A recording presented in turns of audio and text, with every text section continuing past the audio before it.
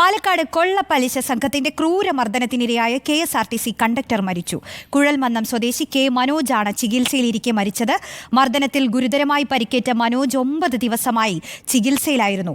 മനോജിന് നൽകിയ പണം തിരിച്ചു നൽകാൻ വൈകുന്നതിനെ ചൊല്ലി ആക്രമിച്ചുവെന്നാണ് ബന്ധുക്കൾ പോലീസിന് മൊഴി നൽകിയിട്ടുള്ളത്. ഇക്ബാൽ അറക്കൽ ചേരുന്നുണ്ട്. ഇക്ബാൽ, ഈ ബന്ധുക്കളുടെ മൊഴി നിർണായകമാണ്. മറ്റൊന്ന്, ക്രൂരാക്രമണത്തിനിരയായിട്ടുണ്ടെന്നല്ലേ മനസ്സിലാക്കേണ്ടത്. ഡോക്ടർമാർ എന്താണ് പറയുന്നത് ഇദ്ദേഹത്തിന്റെ ശരീരത്തിലുള്ള പാടുകളെ കുറിച്ചൊക്കെ?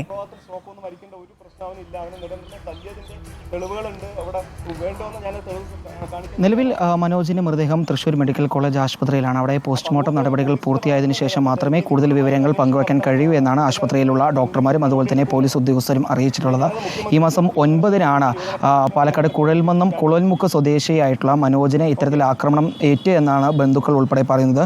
ഇപ്പോൾ മനോജിൻ്റെ അയൽവാസിയും അതുപോലെ തന്നെ NCPയുടെ പ്രവർത്തകനുമായിട്ടുള്ള ഷെനി നമ്മളോടൊപ്പം ചേരുന്നുണ്ട്.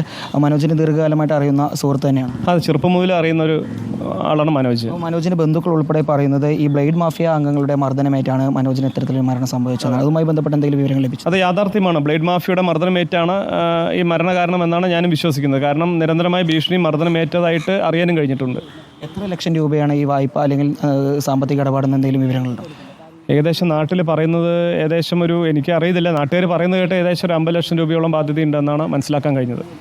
ഈ മനോജ് കുറേ ദീർഘകാലമായിട്ട് ഇവിടെ ഉണ്ടായിരുന്നില്ല, കൊടുവായൂരാണ് എന്നൊക്കെയാണ് മനസ്സിലാക്കാൻ സാധിച്ചത്. ഇവരുടെ ഭീഷണിയെ തുടർന്നാണോ മനോജ് ഇവിടെ നിന്ന് മാറിപ്പോയത്? അത് നിരന്തരമായി അവരുടെ ഭീഷണി മൂലമാണ് ഇവിടെ ഇരിക്കാൻ പറ്റാത്ത സാഹചര്യം വന്നതുകൊണ്ടാണ് അവർ മകളുടെ വീടായ കൊടുവായൂരിലേക്ക് മാറി താമസം വന്നതെന്നാണ് മനസ്സിലാക്കാൻ കഴിഞ്ഞത്. ഏത് രീതിയിൽ പരിക്കേറ്റുന്ന ബന്ധുക്കൾ പറയുന്നുള്ളത്?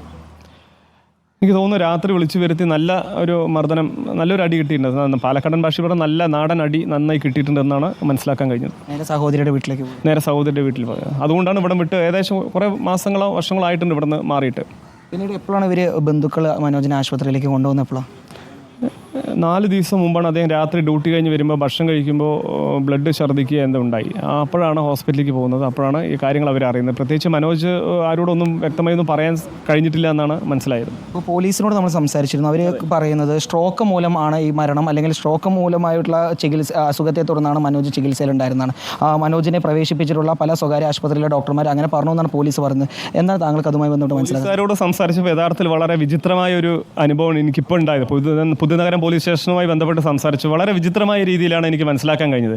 അവർ വളരെ ഒരു വ്യക്തമായൊരു മറുപടി പറയാൻ ആഗ്രഹിക്കുന്നില്ല. ഞങ്ങളത് നോക്കിയിട്ടുണ്ട്, ചെയ്യാം, അങ്ങനെ ചെയ്യാം, ഇങ്ങനെ ചെയ്യാം എന്നൊക്കെയാണ് പറഞ്ഞത്. ഞാനപ്പോൾ മുഖ്യമന്ത്രിക്ക് മറ്റും ഞാൻ പരാതി കൊടുക്കേണ്ടതെന്ന് പറഞ്ഞപ്പോൾ ഞാനത് നോക്കാം, അത് പരിശോധിക്കാം. ഇപ്പോൾ യഥാർത്ഥത്തിൽ റിപ്പോർട്ട് വന്നിട്ടില്ല, പോസ്റ്റ്മോർട്ടം റിപ്പോർട്ട് വരട്ടെ. ഞങ്ങൾക്ക് അറിഞ്ഞത് ചില വ്യക്തികൾ പറഞ്ഞ അടിസ്ഥാനത്തിലാണ് ഞങ്ങൾ സ്ട്രോക്ക് എന്ന് പറഞ്ഞതെന്നാണ് പോലീസുകാർ പുതുനഗരം പോലീസ് സ്റ്റേഷനിൽ ഇപ്പോൾ കിട്ടിയ റിപ്പോർട്ട്. ബന്ധുക്കൾ നൽകിയ വിവരപ്രകാരം ഇനി കൂടുതൽ നടപടികളിലേക്ക് പോകാൻ തന്നെയാണ് യുവജനകാര്യ കമ്മീഷൻ്റെ തീരുമാനം. ഞാൻ യുവജനക്ഷേമ ബോർഡ് മെമ്പർ എന്ന നിലയിൽ ഇത് മുഖ്യമന്ത്രിക്കും അതുപോലെ തന്നെ യുവജന കമ്മീഷനോടും കേസെടുക്കാൻ വേണ്ടി ആവശ്യപ്പെടാൻ ആഗ്രഹിക്കുന്നു. പ്രദേശത്ത് ഈ ബ്ലേഡ് മാഫിയയുടെ നിരന്തര ശല്യം മറ്റു നാട്ടുകാർക്കൊക്കെ ഉണ്ടായിട്ടുണ്ടോ? ഇവിടെ അങ്ങനെ ഒരു പ്രത്യേകിച്ചൊരു ബ്ലേഡ് മാഫിയയുടെ ഒരു മുൻകാലങ്ങളിൽ അങ്ങനെയൊന്നും ഉണ്ടായിട്ടില്ല. ഇതിപ്പോൾ ഇങ്ങനെ മനോജിൻ്റെ വിഷയത്തിലാണ് ഈ പറഞ്ഞ് കേട്ടത്. പാലക്കാട് ജില്ലയിൽ നേരത്തെ ചിറ്റൂരും കൊഴിഞ്ഞാമ്പാറയിലൊക്കെ ഉണ്ടായിരുന്നു. അതുപോലത്തെ ഒരു സമാന സാഹചര്യം ഇവിടെ ഇല്ല. അങ്ങനെയില്ല. അങ്ങനെ ഒരു വലിയൊരു ഗുണ്ടാ ഭീഷണി അവിടെ കുഴൽമന്നത്തില്ല. പക്ഷേ ഇതിപ്പോൾ ഇങ്ങനെ ഒരു സംഭവം ഉണ്ടായത് എന്തിൻ്റെ അടിസ്ഥാനത്തിലും മനസ്സിലായി. പക്ഷേ ഇത് ഗുണ്ടാപിരിവ് അവരുടെ ഭീഷണി തന്നെയാണ്. ഈ ബന്ധുക്കൾ പോലീസിന് നൽകിയിട്ടുള്ള മൊഴി പരിശോധിച്ച് നോക്കുമ്പോൾ മനസ്സിലാക്കാൻ സാധിച്ചില്ല. കുളവമുക്കിൽ തന്നെയുള്ള ചില ബ്ലേഡ് മാഫിയ സംഘങ്ങളാണ് ഇതിന് പിന്നിലെന്നാണ്. അത് അവരാരാണെന്ന് എന്തെങ്കിലും വിവരങ്ങളുണ്ട്? അതേക്കുറിച്ച് എനിക്കൊരു വ്യക്തമായൊരു ധാരണയില്ല. ആരാണെന്ന് അറിയില്ല. ആരായാലും അതിന് നിയമത്തിന് മുന്നിൽ വരട്ടെ എന്നാണ്. അതിന് ഏതറ്റം വരെ പോകാൻ എൻ്റെ ഭാഗത്തുനിന്നുള്ള എല്ലാ സഹായം കുടുംബത്തിനുണ്ടാവും. അവർക്ക് നീതി കിട്ടുന്നവരെ എൻ്റെ ഭാഗത്തുനിന്നുള്ള എല്ലാ സഹായം ഞാൻ കൊടുക്കും. ഇപ്പോൾ മനോജിൻ്റെ ബന്ധുക്കൾ കുറേ പേര് തൃശ്ശൂർ ആശുപത്രി, അവരുമായി സംസാരിക്കാൻ കഴിഞ്ഞു? അവരെന്തെങ്കിലും വിവരങ്ങൾ നൽകിയിട്ട്? പലവരായിട്ടും സംസാരിച്ചിരുന്നു. അവിടുത്തെ തൊട്ട വീട്ടുകാർ മറ്റേ സംസാരിച്ചിരുന്നു. അപ്പോൾ അവരും പറഞ്ഞത് മറ്റേ പലിശക്കാരുടെ ഭീഷണി മൂലമാണ് അവരുടെ മർദ്ദനം ഏറ്റിട്ടുണ്ട് എന്ന് അവർ പറയുണ്ടായി. പക്ഷെ അവർ തുറന്നൊരു പരാതി കൊടുക്കാനും തയ്യാറായിട്ടുള്ളതെന്നാണ്. അവർ എന്തിൻ്റെ അടിസ്ഥാനത്തിലാണ് അത് പറയുന്നത് എനിക്ക് മനസ്സിലാവുന്നില്ല. ചിലപ്പോൾ ഈ ഭീഷണി ഉണ്ടെന്ന് ചില ഭീഷണി ആയിരിക്കാം. അതുകൊണ്ടായിരിക്കും അവർ വീട്ടുകാർ മടിച്ചു നിൽക്കുന്നതെന്നാണ് തോന്നുന്നത്. മുഖ്യമന്ത്രിയുടെ ഉൾപ്പെടെയുള്ളവരുടെ ശ്രദ്ധയിൽ കൊണ്ടുവരും. തീർച്ചയായിട്ടും മുഖ്യമന്ത്രിയുടെ ശ്രദ്ധയിൽ കൊണ്ടുവരാൻ ഞാൻ മാക്സിമം എൻ്റെ കഴിവിൻ്റെ പരമാവധി ഞാൻ ശ്രമിക്കും. രോഷ്നി, മനോജിൻ്റെ അയൽവാസിയും അതുപോലെ തന്നെ സുഹൃത്തുമായ ഷെനിനാണ് നമ്മളോട് പ്രതികരിച്ചത്. ഈ മാസം 9-ാം തീയതിയാണ് മനോജിന് മർദ്ദനം ഏൽക്കുന്നതെന്നാണ് ബന്ധുക്കളും അതുപോലെ തന്നെ സുഹൃത്തുക്കളും അയൽവാസികളെല്ലാം പറയുന്നത്. മനോജ് നേരെ എത്തിയത് സഹോദരിയുടെ വീട്ടിലാണ്. അവിടെ വെച്ച് ഭക്ഷണം കഴിക്കുന്നതിനിടയിൽ മനോജിന് ശാരീരിക ബുദ്ധിമുട്ടുകൾ അനുഭവപ്പെടുകയായിരുന്നു. ഉടൻ തന്നെ പാലക്കാട് സമീപത്തുള്ള ഒരു ക്ലിനിക്കിലേക്ക് എത്തിച്ചു. അവിടെ നിന്ന് പിന്നീട് പാലക്കാട് നഗരത്തിലുള്ള സ്വകാര്യ ആശുപത്രിയിലേക്കാണ് മനോജിനെ മാറ്റിയത്. പിന്നീട് ശാരീരിക അവശതകൾ കൂടിയതിനെ തുടർന്നാണ് തൃശ്ശൂരിലുള്ള സ്വകാര്യ ആശുപത്രിയിലേക്ക് മാറ്റിയത്. അവിടെ നിന്ന് പിന്നീട് തൃശ്ശൂർ മെഡിക്കൽ കോളേജ് കോളേജ് ആശുപത്രിയിലേക്ക് മാറ്റുകയായിരുന്നു. ഇന്ന് രാവിലെ 5 മണിയോടുകൂടിയാണ് മനോജ് മരണത്തിന് കീഴടങ്ങിയത്.